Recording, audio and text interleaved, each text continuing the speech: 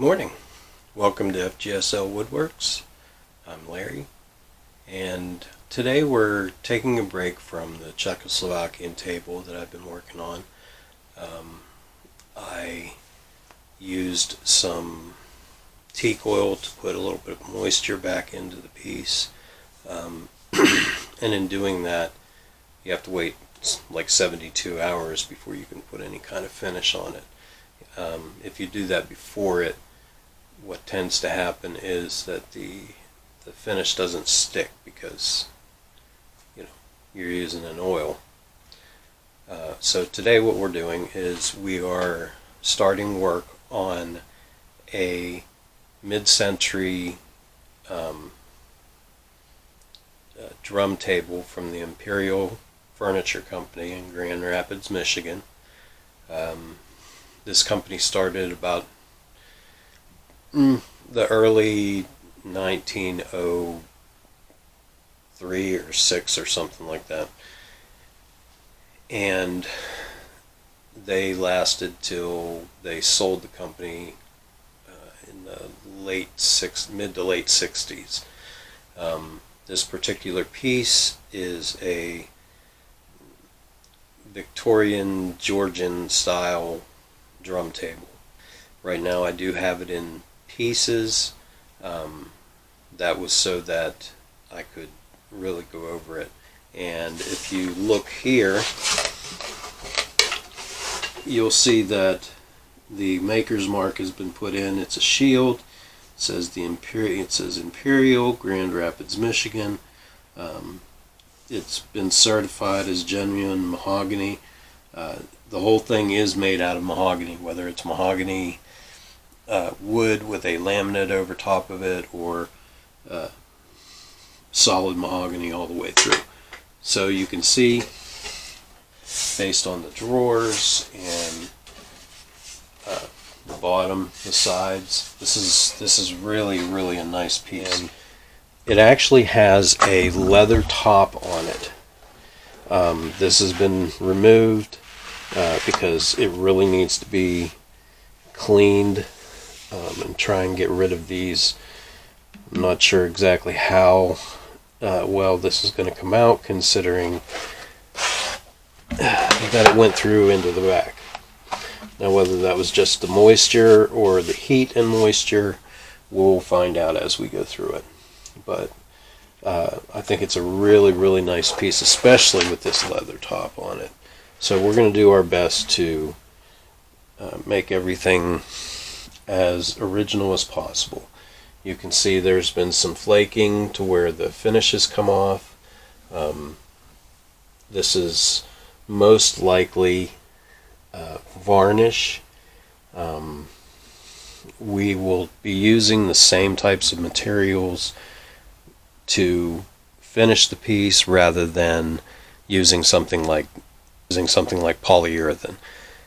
I want to keep as much original as possible, so we'll clean it and we'll see how everything goes, and then we'll go from there. So let me take a moment and kind of look things over, and we'll see where we go from here.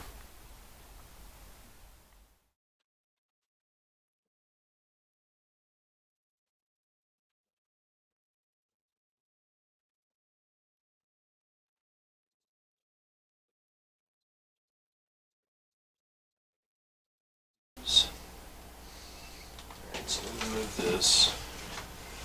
Take a look at the feet.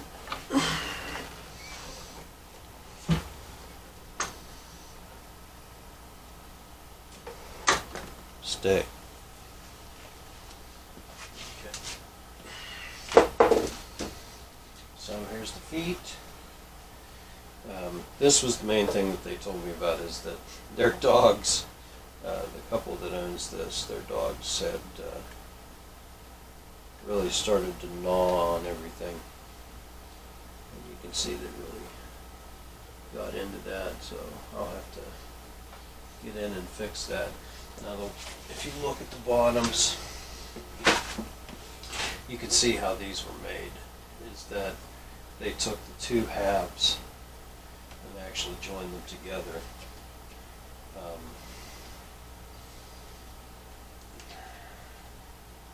and then, okay, as I can see here, there was a break.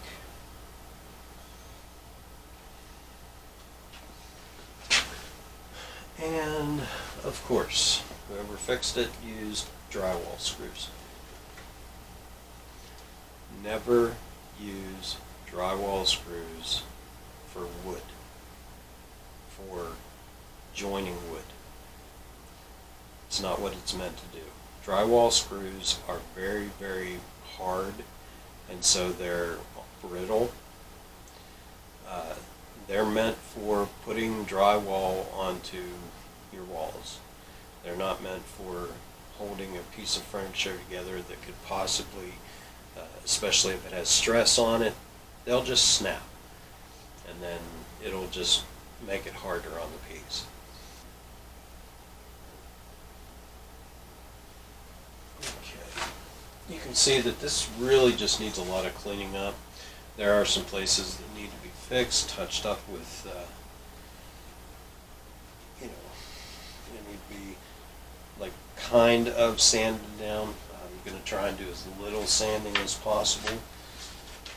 That's one of the worst things that you can do to a piece of furniture, unless you're trying to sand it down to paint it or something. It's better if you know, use a stripper, use, if you're going to use sandpaper, just use it very light. Um, if you're, I use everything from card scrapers to little picks, anything to get in, because you've got these details in here, and you just can't take sandpaper and just go over those and expect it to look good when you're done. So, alright. Well, now that we've gone through all this, I want to try and not disassemble it any further. There's not a reason for me to. Everything is fairly solid. Like I said, the only piece that I have to fix is this here, which I will have to take this one apart. I don't think I'm going to have to take the leg apart. I think I will just have to deal with this part. Then I can fix this at the same time. So, okay, let's go from there.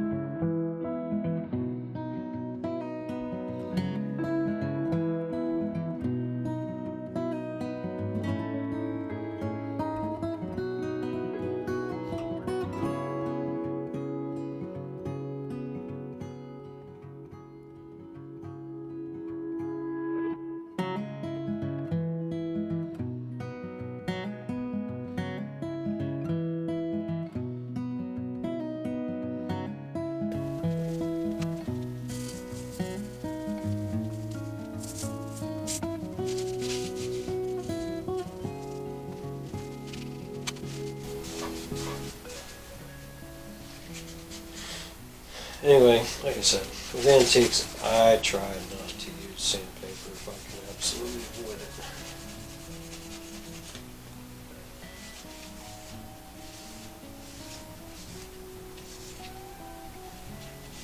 Mostly because, well, for one reason, is that when you're sanding, even if you're being really careful, and you're sanding the detail, and you're making everything smooth, but then maybe that piece wasn't 100% smooth to begin with. Let's take a look at this, for example. Right here, if you look at it through the kind of the shininess of it, you can see that it's not 100% sanded down. Okay, and unless my client actually specifically asks for it, I'm not going to do that.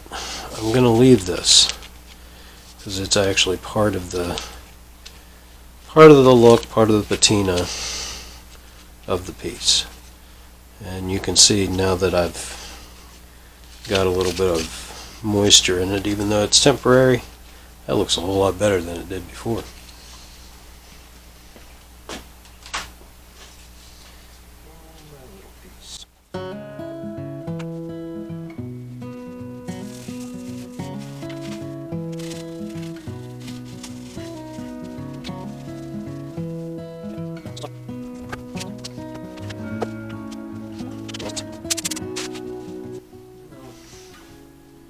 I'm going to try a couple of different things. See, here's my problem. If it were just a sheet of leather, that would be fine. It was just like this. However, it's got all this embossing. It's all over here. And I would like to try and keep that as best I can. You can see here where it's been, some of the finish has been removed, so I want to see what I can do about that. There's a couple of different methods which I'm going to try.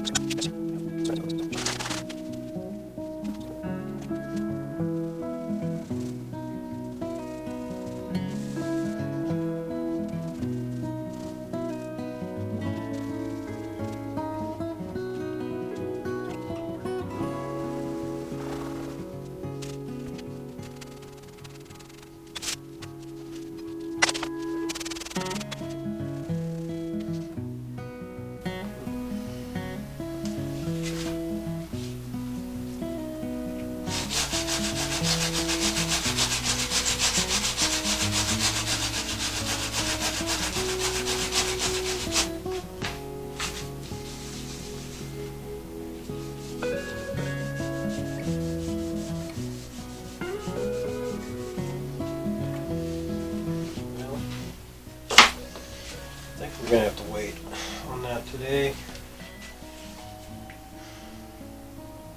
So I need to do a little bit more research. So I think I'll end the video from here. Maybe I'll come back later on today. If I do, I'll cut this part out. So in the meantime, thank you for coming to FGSL Woodworks. Bye. Have a blessed day.